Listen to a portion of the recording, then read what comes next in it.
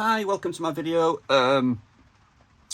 Let me explain first of all how this is going to work. This is aimed at people who have absolutely no knowledge whatsoever of these little handheld Baofeng radios. They've got no background in amateur radio, anything like that. They're probably brand new to this and they're just looking for some advice. So I do need to give you a little bit of theory, but I'm going to keep it really simple. Just to help you understand why I'm going to recommend a certain type of antenna for a certain type of situation. So assuming you've got yourselves a little Baofeng radio, the first thing you're thinking about is getting rid of these awful little rubber duck type antennas and replacing them with something better. But we need to do a little bit of theory. Wow, can't speak. Theory first. And with that theory, it'll help us make some better, more informed decisions. So amateur radio and radio in general, we talk about bands and frequencies. They fall into, I'll give you the three basic categories. There are a lot more. Again, I'm going to keep this really simple. So we've got HF, which is 3 to 30 megahertz. All right, and that stands for high frequency. Then we've got VHF, which is 30 to 300 megahertz. We call that VHF, very high frequency, and UHF, which is 300 to 3000 megahertz. I'm not going to go into too much detail. We're not going to go into all the theory behind this. That's what studying for your licenses helps you to do. It helps you to understand all this in a lot more detail. I'm giving you the absolute basics. Okay, your little Baofeng radio that you've got is what we call a VHF, UHF transceiver, which is these two here. Right, HF frequencies, let's just discuss these. HF frequencies are very long wavelengths. If we've got a HF transmission and we were to draw it as a wave that's coming out of the radio, it's going to look like this. All right, and the distance between these peaks here and these troughs here is very long. Now if we've got a VHF, or again VHF radio, it looks more like this, a lot closer together. In fact, we call the VHF bands the 2 meter bands because between here and here, if you were to measure the distance, is approximately 2 meters. And the UHF, or ultra high frequency, are even closer together, and the distance between here and here is about 70 centimeters. Apologies, this is all going to be in metric because I'm from the UK and that's what we work in. I don't understand imperial at all, so don't even ask me to try. Okay, these type of frequencies, these long wavelengths, now they're capable of traveling huge distances, and they have the other benefit of being able to bounce off the ionosphere, which is a layer in the atmosphere, and back down to Earth. So what happens is they get sent up in the air, bounce off the ionosphere, come down huge distances. Guys in England talking to people in America, Japan, far eastern part of Europe, you know, we can go around the world with these signals. VHF and UHF don't have that privilege. These short wavelengths that we've got, 2 meters and 70 centimeters, they get stopped by just about everything. So they can get stopped by trees, they can get stopped by buildings, they can get stopped by glass. If you're sat in your car with your radio with one of these on, the chances are the signal's not going to get very far outside of your car. You're sat in a cage and it's holding these signals in. So you will hear mention of things called repeaters. Got this fella here, this fella here. They can talk to each other line of sight with VHF and UHF. It means that this guy can talk to this guy, providing they can see each other and there's nothing in the way. If we put a hill in the way, the problem is that the signal doesn't get any further because the hill's in the way. A repeater is basically a radio, a third radio, quite often an automatic thing, that's sat on top of hills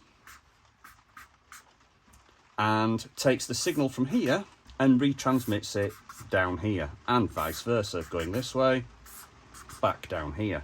That's how we get around the undulations of the earth, the things that get in the way. We use repeaters on these VHF, UHF radios, and it's one way of getting around. But the thing to take into account above all else is you need line of sight, and you need an antenna that's capable of getting those radio frequencies out in a line to where you want them to get to. So These are okay, but they're designed to be short, and the actual manufacture of them means that there will be a coil of wire inside here that goes up, which then sort of restricts the flow of energy and makes them less efficient at getting those signals out. With that in mind, we're going to now have a look at my recommendation for a couple of antennas that I think you should get as your first upgrades for these little Baofeng radios. Right, so your radio probably came with one of these, like I say, little rubber ducky antennas, and they're okay. The problem with them is that by design, they're going to be quite short, and the length of the antenna needs to be very precise in terms of the frequencies that you want to use. Now, we broadly talk about the frequency ranges for VHF and UHF. Specifically for VHF and UHF use for our purposes, we tend to transmit in the 144 to 146 megahertz range when we're on the VHF bands. That's because that's the band allocation for amateur radio users here in the UK on VHF. Now in America, I think it's 144 to 148. Don't hold me to that. I could be wrong. And on UHF, we are 430 to 440 megahertz here in the UK. That's our band allocation for these type of VHF, UHF radios. 2 meters and 70 centimeters. The length of that wavelength directly relates to the length of antenna that you need. Now, the way that they make these so short is that instead of it being a 1 meter half wavelength of wire for VHF, what they've actually done is they've taken that and they've put a loading coil in the bottom of it. Again, I'm not going to get into the technicals of it now. There are lots of antenna choices out there. There's a couple of things to consider when you're making your choice for buying an antenna.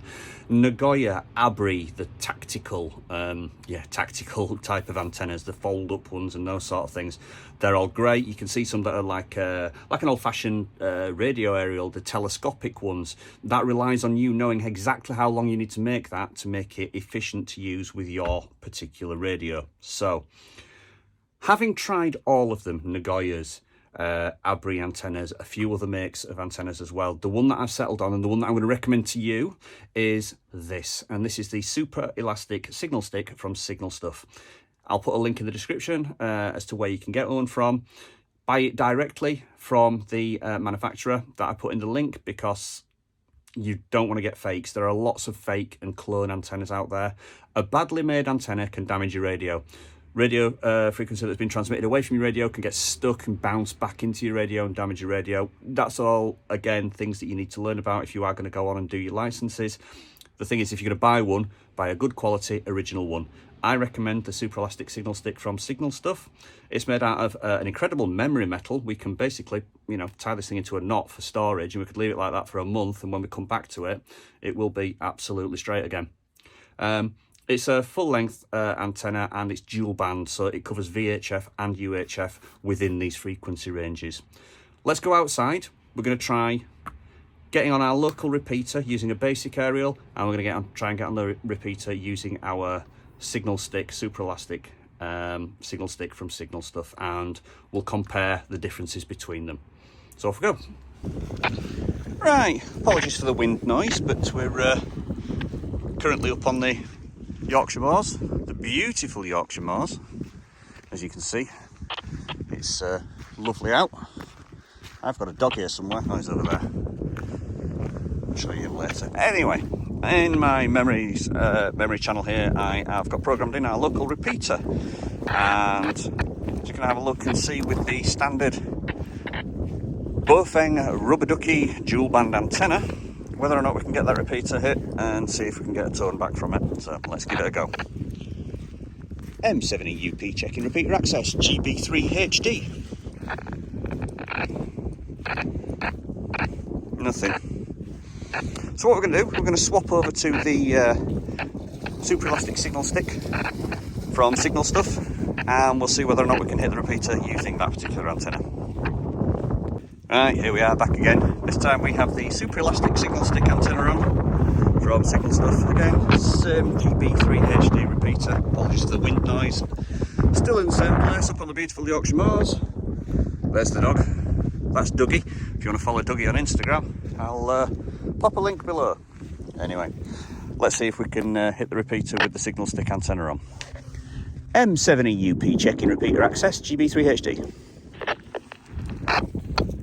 There you go, you heard a ka-chunk there as we hit the repeater. So, as you can see, transmission capabilities much better with the signal stick antenna on. M7EUP checking repeater access, GB3HD. Any stations listening for a signal report?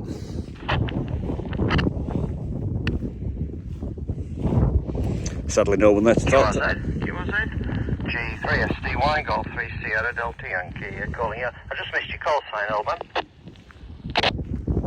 And I missed your call sign too, my apologies. It's Mike 7 Echo Uniform Papa. 7 Echo Uniform Papa. Right, got that.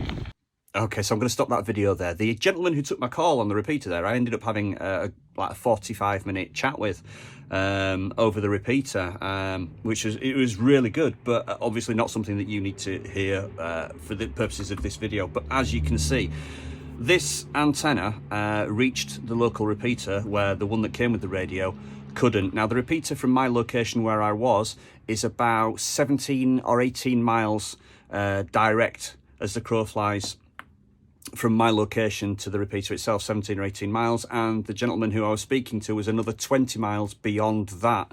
So as you can see, the super elastic signal stick really did its job well. Now, I am going to sort of like wrap this video up here. This antenna for out and about walking with the radio in your hand, for getting outside, is the best performing antenna that I've found. Now, remember we spoke about being in a car. This is not going to have much benefit over this. If you're in a car, you're in a cage, your signals are not going to get out of the car that well. They will get out there to a point, but it's going to really dampen the signal. Now, I'll just grab something, 1 second. So I'm not actually going to be able to get this in frame completely, but this is a mag mount antenna. At the base here, we have a large magnet which would sit on the roof of your car. And then we've got the antenna which goes along. We've got a bit of a coil here. And this is a dual band mag mount antenna. These are really good if you are mobile. Now, I'll try and find a couple of links to a couple of these. There is an option to have a magnetic mount to have your signal stick on the roof of your car.